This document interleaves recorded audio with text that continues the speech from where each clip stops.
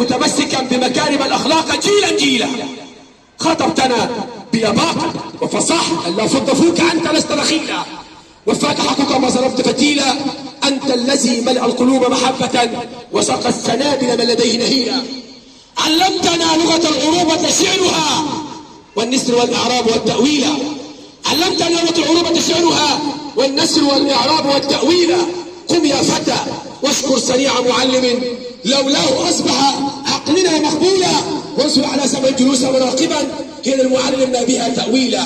سمح عفيف مستقيم فعله شمس تضيء باطنا وعقولا. إن أهمية المعلم ودوره العظيم لا يقل قيمة عن دور والديه في حياتنا، ذلك لأن المعلم تقع على عاتقه مسؤولية كبيرة تجاه كل من يتعلق بالطلاب تربويا وتعليميا، فهو من يتولى ترسيخ الأخلاق الحميدة والصفات الحسنة في نفوس الطلاب إلى جانب تقويم سلوكهم تبعا لما يفعله كل طالب على حدة.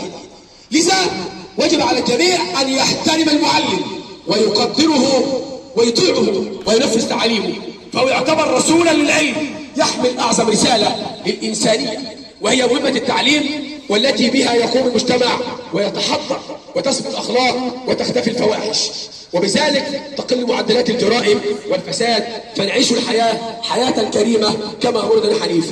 فتحية شكر وتقدير وتعظيم لكل معلم راقي أدى عمله بمنتهى الأمانة. والآن مع كلمات شعرية والطالب إبراهيم المحيص.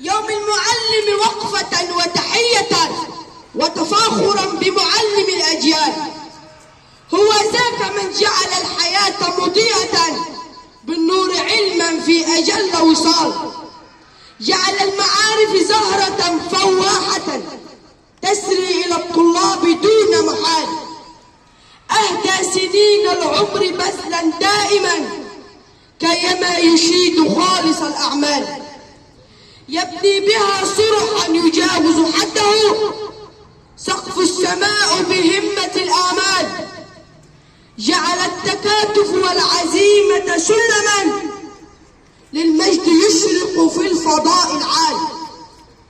يا صانع الأجيال أنت علامة للأمة المثلى بكل مجال، كل العلوم أتتك تشكر حظها من بعد ما كانت بليل ضلال، أخرجتها للنور علما نافعا ومعارفا تحيا بدون هزال، غذيتها بالصدق دون خرافة ومنحتها ثقة بدون زوال، أجريت أنهارا تسيل عذوبة وعلى الضفاف أزاهر الأعسال، غرست للأوطان نبتا يانعا ليعود يثمر في ربى الآجال.